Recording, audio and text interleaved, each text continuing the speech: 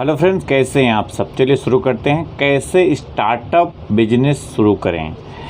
अध्याय 3 मतलब पार्ट 3 में आपका स्वागत है फ्रेंड्स। चलिए शुरू करते हैं। अपने क्यों को समझें। मैं अमीर बनना चाहता हूँ, मैं एक प्रॉब्लम को सॉल्व करना चाहता हूँ, या मैं अपने बॉस से छुटकारा पाना चाहता हूँ। ये गोल्डन स्टेटमेंट लाइन है फ्रेंड्स। रिपीट करता हूँ, मैं अमीर बनना चाहता हूँ, मैं एक प्रॉब्लम को सॉल्व करना चाहता हूँ, या मैं अपने बॉस से छुटकारा पाना चाहता हूँ।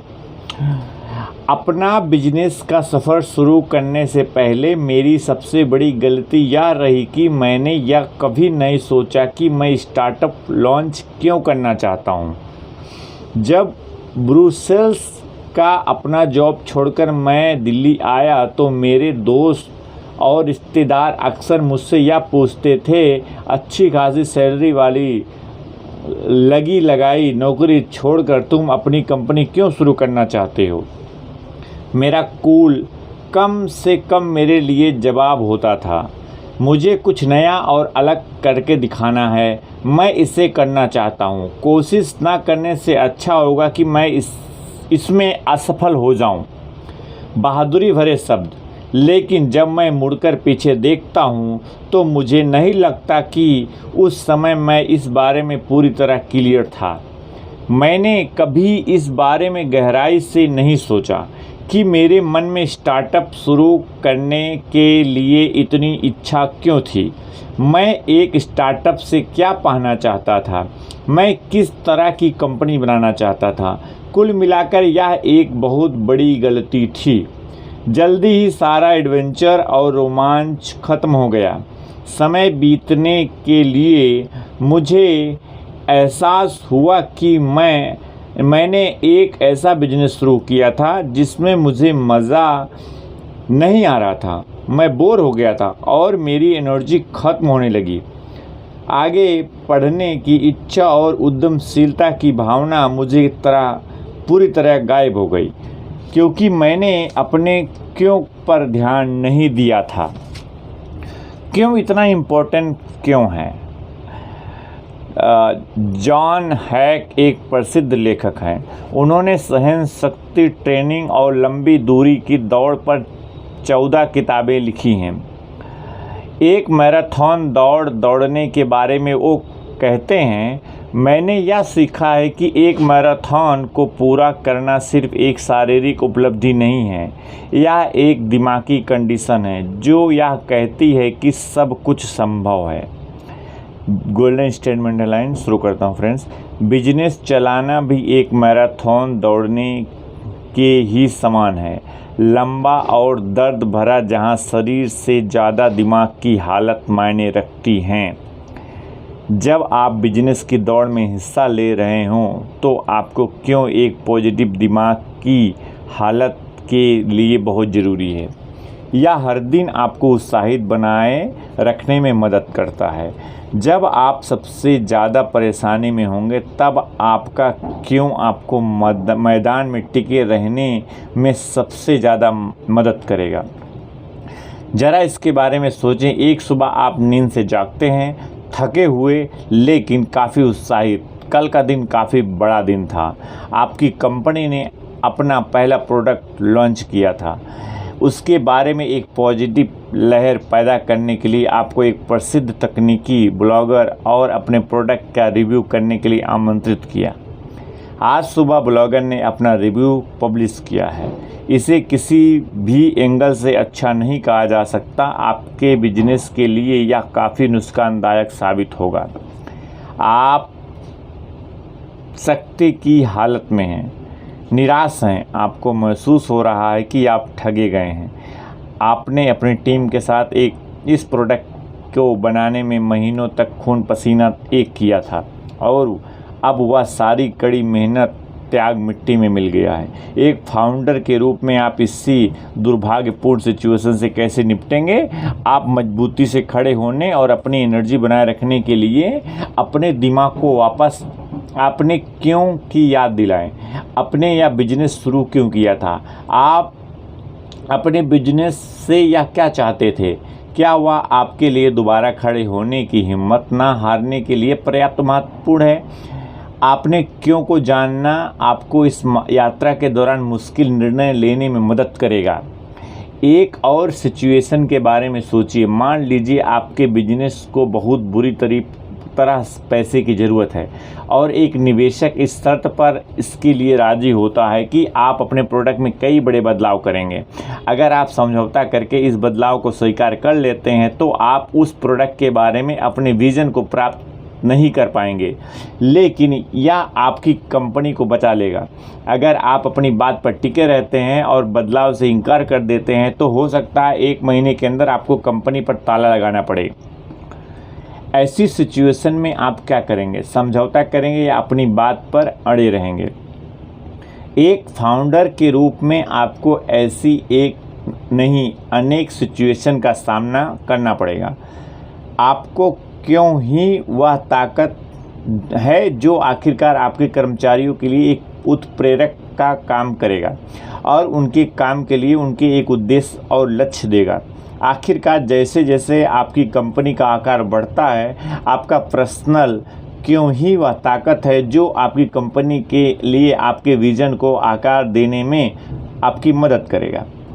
अपनी किताब स्टार्ट विद वाई में साइमन सिनेक 2011 इसे बड़ी खूबसूरती से लिखते हैं। कोई भी व्यक्ति या संस्था यह बता सकती है कि वो क्या करते हैं, कुछ यह भी बता सकते हैं कि वो दूसरों से अलग या बेहतर कैसे हैं, लेकिन वो बहुत गिने चुने हैं जो साफ शब्दों में यह बता सकें कि क्यों ही वह चीज़ है जो हमें और हमारे आसपास के लोगों को आगे बढ़ने के लिए प्रेरित करती है। एक फाउंडर के रूप में आपको ऐसे लोगों की टीम बनानी होगी जो आप और आपके विज़न में विश्वास रखते हैं। आप क्या कर रहे हैं और आप इसे कैसे कर रहे हैं, इस पॉइंट के बाद या ये चीज़ें मायने नहीं रखती। हो सकता है आप दुनिया के सबसे कूल प्रोडक्ट या सबसे मुश्किल प्रॉब्लम पर काम कर रहे हो, लेकिन अगर आप लोगों को प्रेरित करने वाला एक ज़्यादा बड़ा लक्ष्य उन्हें नहीं दे सकते तो आपके साथ काम करने में उनका इंटरेस्ट और मोटिवेशन जल्द ही ख़त्म हो जाएगा। बिजनेसमैन बिजनेस शुरू ही क्यों करते हैं, इस विषय पर रिसर्च करने में बहुत सा समय लगाया गया।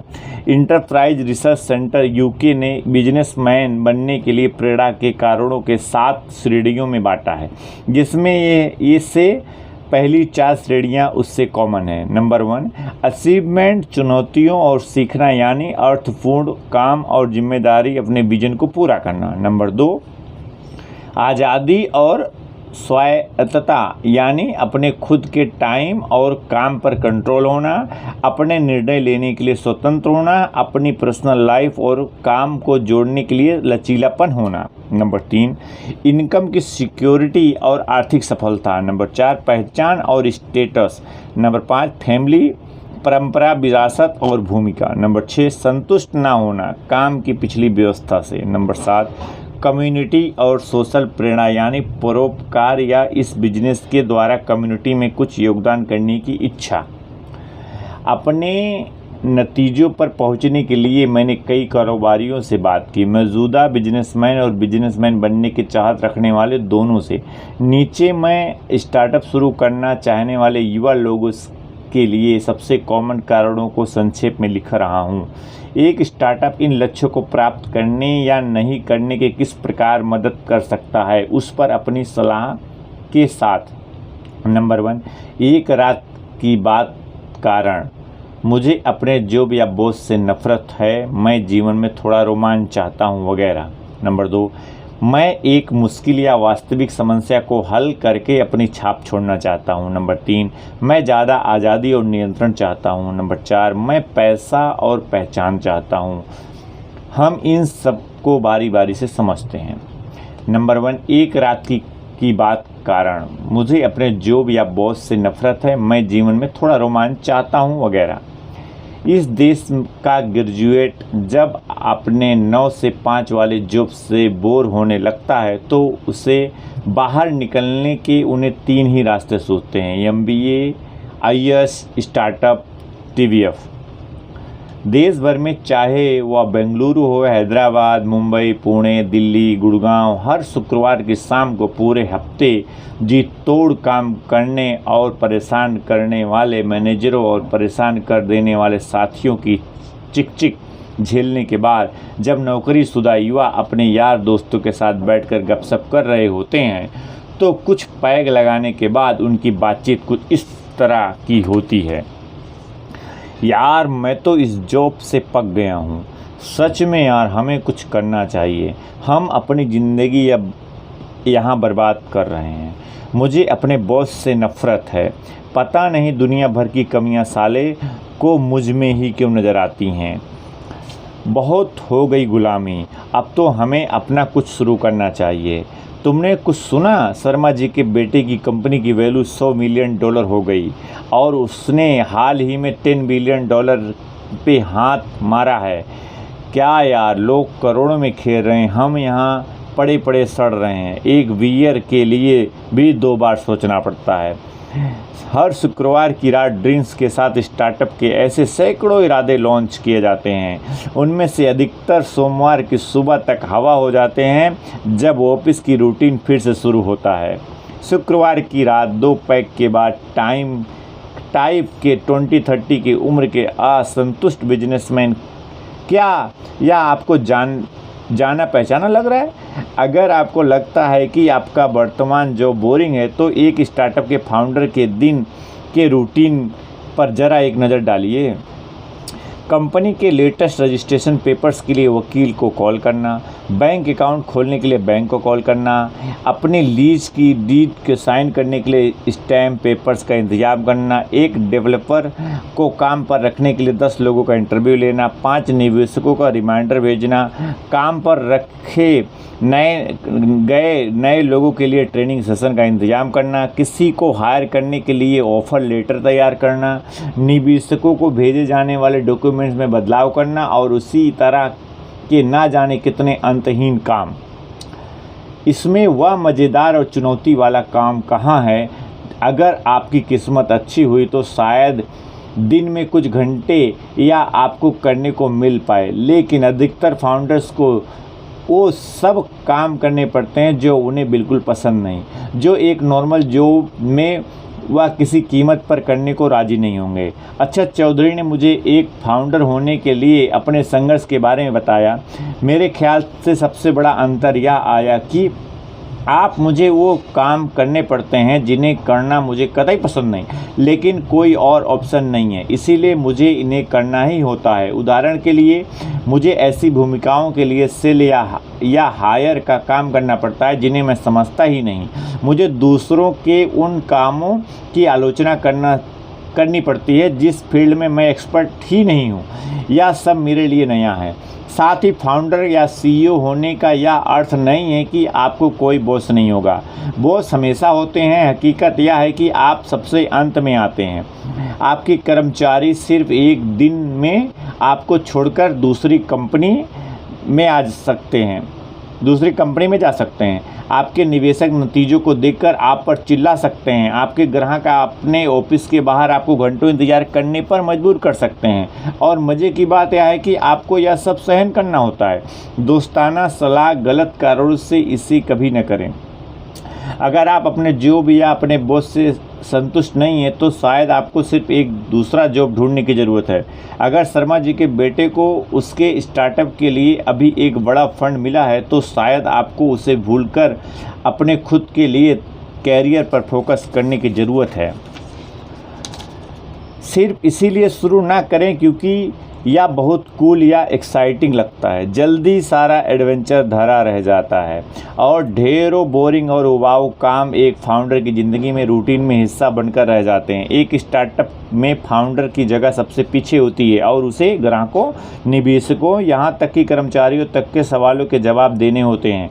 साथ ही ज़िंदगी एक जॉब के लिए चाहिए होती है, उससे कहीं ज़्यादा देर तक और उससे कड़ी मेहनत करनी होती है। मैं एक मुश्किल व वास्तविक समस्या का हल करके अपनी छाप छोड़ना चाहता हूँ। पैसा कमाने के लिए हर बिजनेस ग्राहक की किसी समस्या को हल करने की कोशिश करता है। लाइट बल्ब के आविष्कार और 20वीं सदी के सबसे महान आविष्कारों में से एक माने जाने वाले थॉमस अल्वा एडिसन ने लिखा था, मैंने कभी ऐसी कोई खोज नहीं की जो मुझे नहीं लगता था कि दूसरों के काम आने के लिए नहीं होगी। मैंने पहले यह ढूंढा कि दुनिया को क्या चाहिए, फिर मैंने खोज का काम शुरू किया। जितने भी कारोबारियों से मैंने बात की, उनमें से अधिकतर इस बारे में बिल्कुल क्लियर थे। उनके लिए शुरू करने का इकलौता सबसे बड़ा कारण था कि किसी समस्या का वास्तविक हल निकालना या अपनी छाप छोड़ना। मोहन राजगोपालन के विचार भी अच्छे से मिलते जुलते हैं। वो दिल और ट्रेनिंग दोनों ही एक सच्चे इंजीनियर हैं। उनके शब्दों में, मैं इंटरेस्टिंग बदलाव लाने की समस्याओं पर काम करना चाहता था। खुद पर बिना बड़ी कंपनी होने का बोझ लादे एक रिसर्च लैब जैसा माहौल बनाने का मौका मिलने पर मैं बहुत उत्साहित था। सुनने में शायद या थोड़ा घिसा पिटा लगे, लेकिन मैंने कभी भी पैसा कमाने के बारे में नहीं सोचा। मैं बस इसे सही तरीके से करना चाहता था और जो भी हम करें उसमें बेस्ट होना चाहता था। संगीत इंडस्ट्री में हो रहे बेसिक बदलाव पर आधारित एक बौद्धिक प्रॉब्लम को सुलझाने की स्पष्ट करने की इच्छुक थे। एक सब्जेक्ट का एक्सपर्ट बनना काफ़ी आसान है, लेकिन मेरा मानना है कि एक पूरी तरह नई दृष्टि विकसित करना, उससे आप सोशल पर इकोनॉमिक सिस्टमों को देख और एनालाइज कर सकें, बड़ी मुश्किल से होता है। जब मैंने सब छोड़ दिया, इसे फुल टाइम शुरू किया, सिर्फ इसलिए क्योंकि मुझे विश्वास था कि मैंने एक ऐसे लेस विकसित कर लिया है जो समस्याओं को एक नए नज़रियों से देख और समझ सकता है। सुहानी मोहन सरल डिजाइन के को-फाउंडर हैं। वो भारत में कम आय ग्रुप वाली महिलाओं को अफोर्डेबल और अच्छी क्वालिटी की महामारी संबंधित स्वच्छता के उत्पादक उपलब्ध कराने की दिशा में काम कर रही हैं। वो IIT बॉम्बे की student, India Africa young visionary 2014 और इक्विपमेंट इंडिया फॉलो 2015 रह चुकी हैं। मोहन 2016 सुहानी ने इंडिया के गांव में हाइजीन से संबंधित महिलाओं को एक बड़ी समस्या को देखा और समझा। जब मैं एक इन्वेस्टमेंट बैंकर के रूप में काम कर रही थी तो मुझे गूंज की अंशु गुप्ता से मिलने का मौका मिला। उनसे मुझे पता चला कि किस तरह भारत के गांव की औरतें पीरियड्स के दौरान अखबारों, फटे पुराने कपड़े और दूसरे हाइजीनिक तरीकों का इस्तेमाल करती हैं। यह बात मुझे अंदर तक आहत कर गई। इससे पहले मेरे दिमाग में कभी भी यह बात आई ही नहीं थी। मैं हर महीने अपने पीरियड्स को मैनेज करने के लिए 100 रुपये खर्च करती थी, लेकिन एक ऐसी औरत जिसका पूरा परिवार 1000 रुपये महीने से भी कम कमा रहा है, वह इसे कैसे मैनेज करेगी।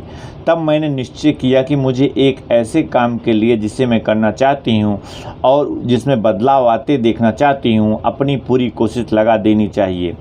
क्या आप भी किसी खास समस्या को सुलझाने के लिए पैशनेट हैं? क्या आप प्रॉब्लम आपकी रातों रात की नींद क्या यह प्रॉब्लम आपकी रातों की नींद उड़ाती है? क्या आप हफ्तों, महीनों या फिर सालों इसके बारे में सोचते आ रहे हैं? अपनी समस्या को मेरे साथ ट्विटर पर शेयर करें। अगर आप मुझे इसकी तक सुलझा नहीं पाए तो हम मिलकर इसके बारे में सोचेंगे।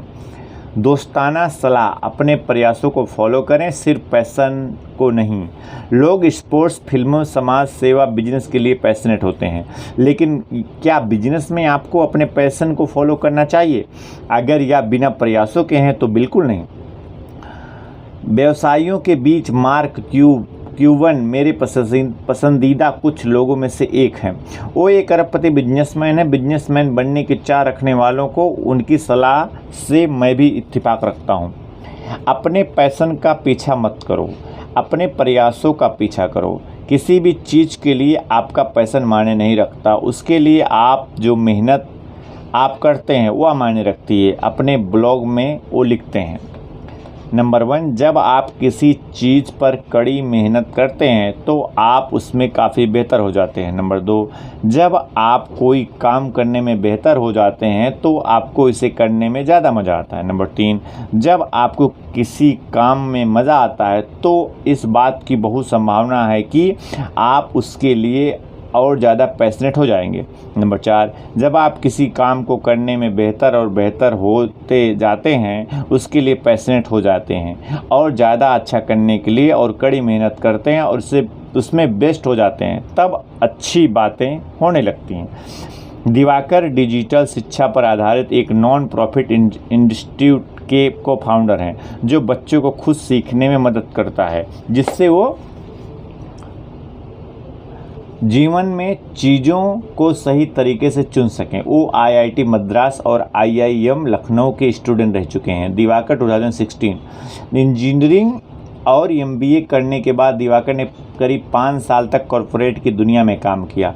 पढ़ाने के प्रति उनके पैशन ने उन्हें काम छोड़कर टीच फॉर इंडिया से एक फेलोशिप लेने के लिए प्रेरित किया। फेलोशिप लेने के बाद उन्होंने सामाजिक सेक्टर में काम करना जारी रखा और अपने पैशन को अंडर प्रिविलेजेंट बच्चों के लिए प्रैक्टिकल शिक्षा उपलब्ध कराने की समस्या को हल करने में लगाया। पैशन के बारे में संगीत को विचार काफ़ी मज़ेदार है। मेरा हमेशा से यह मानना रहा है कि पैशन कोई ऐसी चीज़ नहीं है जिसके बारे में आप एक्साइटेड हों, या ऐसी चीज़ें जिसके लिए आप तकलीफ़ उठाने को भी तैयार हो जाएं। मैं इसे सफल देखने के लिए तकलीफ़ उठाने को भी तैयार था। इसीलिए अपने प्रयासों को फॉलो करें, यह आपको अपने पैशन तक और फिर सफलता तक ले जाएगा। दोस्ताना सलाह, एक समय सीमा निश्चित करें। प्रॉब्लम्स को समाधान ढूंढने वाले दिमाग काफ़ी उत्सुक होते हैं। उनमें समस्याओं को देखने और उनको हल ढूंढने की क्षमता होती है। उनकी यह क्षमता उन्हें परेशानियों में भी डाल सकती है। वो अक्सर काफ़ी नाजुक होते हैं और एक समस्या को छोड़कर दूसरी पर जाने का जोखिम उनके साथ काफ़ी ज़्यादा होता है। कोई एक ऐसी समस्या चुनिए जो इतनी चुनौती भरा हो कि लंबे समय तक उसमें आपकी रुचि बनी रह सकती हो और जो एक कंपनी को बनाने के लिए ज़रूरी उपाऊ कामों के बीच भी आपको लगातार प्रेरित रख सके। टेम्परेरी एक्साइटमेंट से सावधान रहें। एक अच्छा नियम यह है कि पहले एक हफ्ते तक समस्या के बारे में अच्छी तरह सोच विचार करें। अगर उसके बाद भी आपको इसमें रुचि हो तो या कुछ ठोस काम कर सकती हैं। सबसे इम्पोर्टेंट बात है, आप इस पर काम करने के लिए खुद को सही पर्याप्त समय देना शुरू करने से पहले आप या अच्छी तरह समझ लें कि पास कितना समय है। निश्चय कर लें कि आप उस समय के पूरा होने से पहले इसे किसी कीमत पर नहीं छोड़ेंगे। सही उम्मीद रखें। नंबर 3, मैं ज़्यादा आज़ादी और नियंत्रण चाहता हूँ। एक फाउंडर और या CEO के रूप में आपको अक्सर या डिसाइड करने की आज़ादी होती है कि आप किस चीज़ पर काम करना चाहते हैं, किसके साथ काम करना चाहते हैं और कब काम करना चाहते हैं। कुछ हद तक आप कंपनी के कल्चर या काम के वातावरण को कंट्रोल कर सकते हैं। कुछ हद तक अपनी प्रेरणा और क्रिएटिविटी के साथ ताल मिलाकर काम कर सकते हैं और अपने एनर्जी के लेवल या परिवार की ज़रूरतों के हिसाब से अपने काम को घंटे खुद निर्धारित कर सकते हैं। यह एक काफ़ी प्रेरणादायक फैक्टर हो सकता है। हालांकि यह समझ लेना भी बहुत ज़रूरी है कि पूरी आज़ादी पाना एक हसीन ख्वाब के सिवा कुछ और नहीं है। जैसा कि मैंने पहले बताया, CEO होने का यह मतलब बिल्कुल नहीं होता कि आपके ऊपर कोई बॉस नहीं है या दूसरे शब्दों में कोई बाहरी ताकतें नहीं हैं। आप कभी भी सब कुछ पूरी तरह कंट्रोल नहीं कर सकते, क्योंकि आप एक वैक्यूम में काम नहीं कर सकते। आपसे ऊपर और नीचे की ताकतें अभी भी आपको और आपके भाग्य को कंट्रोल करती हैं। नितेश एक फाइनेंशियल टेक्नोलॉजी कंपनी के को-फाउंडर हैं। नितेश को जल्दी एहसास हो गया था कि पैसे की आज़ादी सिर्फ एक मिथक है। लोग अक्सर सोचते हैं कि एक बिजनेसमैन के रूप में आपको पूरी प्रोफेशनल आज़ादी मिलती है। यह सोच सच्चाई से कोसों दूर है। आपको बिजनेस की तरह बिजनेस की ज़रूरत के हिसाब से किसी भी तरह का काम करने के लिए हर वक्त तैयार रहना पड़ता है और अपनी रुचि को ताक पर उठाकर रख देना होता है। शुरू करते हुए जो मैं सोचता था या उसका बिल्कुल उल्टा था। सबसे ऊंचे लेवल पर सामाजिक और इकोनॉमिक्स ढांचा आपको कंट्रोल करता है। क्या माइक्रो इकोनॉमी अच्छी तरह काम कर रही है? क्या आप अपने देश में आसानी से बिजनेस शुरू कर सकते हैं? क्या आपके देश का टैक्स सिस्टम आपके अनुकूल है? फिर आप अपने ग्राहकों द्वारा कंट्रोल किए जाते हैं। क्या वो आपके प्रोडक्ट को पसंद करते हैं? क्या वो इसे खरीदेंगे? क्या उनके पास इसे खरीदने के लिए पैसा है? इसके बाद निवेश आपको कंट्रोल करते हैं। क्या वो आपके बिजनेस में पैसा लगाएंगे? उन्हें इससे क्या उम्मीदें होंगी? और अंत में आपकी टीम आपको कंट्रोल करती है। क्या वो इतनी मेहनत करेंगे जितने उन्हें करनी चाहिए? क्या वो काम के प्रति समर्पित होगा? कब तक?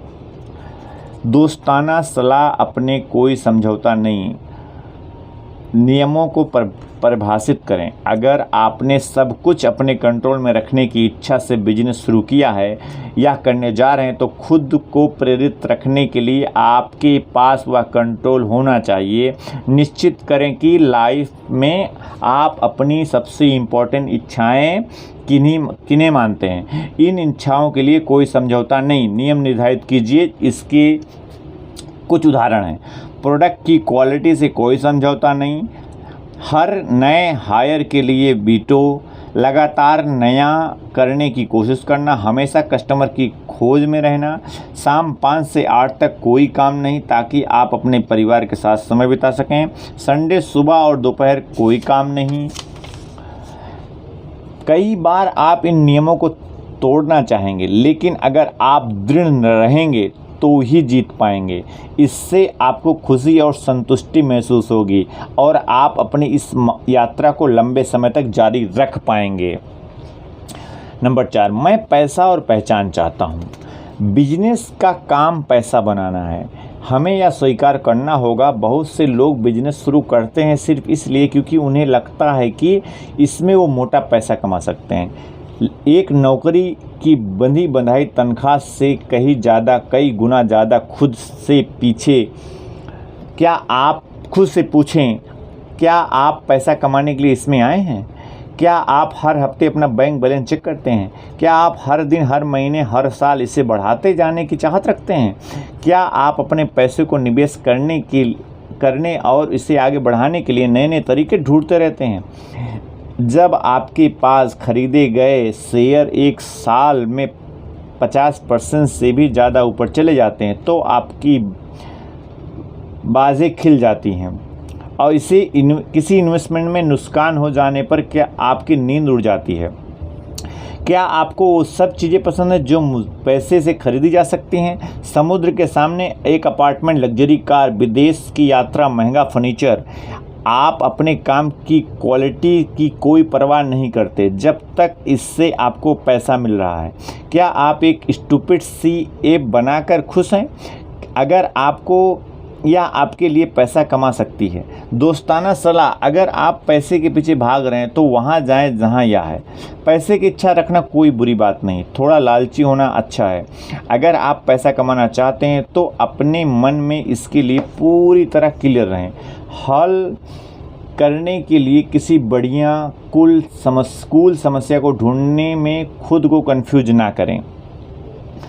आप मौके का फ़ायदा उठाने वाले में से हैं, समाधान ढूंढने वाले में से नहीं। अगर हर घंटे क्यूट बिल्लियों की पिक्चरों को भेजने वाली एक स्टूपिड सी ऐप में इतनी सामर्थ्य है कि आपके लिए हज़ारों लाखों बना सकती है तो आपको इसी काम में करना चाहिए। दोस्ताना सलाह, मौके की लागत और रिस्क व रिवॉर्ड के बैलेंस को समझें। एक स्टार्टअप में अपने आर्थिक भविष्य के बारे में सोचते वक्त या सुनिश्चित करें कि आपको हमेशा यह याद रहे कि शुरू के कुछ सालों में आपको इससे कोई कमाई नहीं होने वाली जब तक कि आपका कोई बड़ा दांव ना लग जाए या कि एक अच्छी लगातार तनख्वाह वाले जॉब को छोड़ देने की कीमत तो आपको चुकानी ही होगी। मान लीजिए आपके सामने 2 ऑप्शन है, पहला 50 लाख की सैलरी वाले अपने जॉब की जारी रखें और दूसरा X रुपए के अपने लिए संभावित कैश फ्लो, कंपनी के लिए नहीं, एक साथ एक नया बिजनेस शुरू करें। आपका उद्देश्य क्योंकि सिर्फ पैसा कमाना है, इसलिए आपको ऑप्शन ए और ऑप्शन बी की तुलना सिर्फ पैसे के आधार पर करनी चाहिए। नए बिजनेस में से आपको लॉन्ग टर्म में इतना फ़ायदा तो होना ही चाहिए जो आपके वर्तमान जॉब की सैलरी से कम बराबर हो। एक्स को 50 लाख से ज़्यादा होना चाहिए। हर बार जब भी आप इससे कम पैसा कमाएंगे तो आपका नुकसान में रहेंगे। यह समझना सरल नहीं है। हो सकता है आप अपनी कंपनी में सिर्फ 20 लाख कमाएं और फिर भी उसके लिए खुश महसूस करें, लेकिन वास्तव में आप अपनी कमाने की क्षमता की तुलना में 30 लाख रुपए खो रहे हैं। अगर आप सिर्फ पैसा कमाना चाहते हैं तो आपको जो भी करना चाहिए जब तक कि आप अपने स्टार्टअप से 50 लाख से ज़्यादा पाने की क्षमता न रखते हों। असल में स्टार्टअप में आप जो भी अतिरिक्त जोखिम उठाएंगे उसकी भरपाई करने के लिए आपको 50 लाख से भी ज़्यादा आमदनी होनी ज़रूरी है। रिस्क और रिवॉर्ड का बैलेंस भी तो होना चाहिए। बिजनेस में जोखिम ज़्यादा होता है, इसीलिए उसका इनाम भी ज़्यादा होना बनता है। Friend, thank you so much. अब मिलेंगे नेक्स्ट पार्ट में। Thank you so much friends.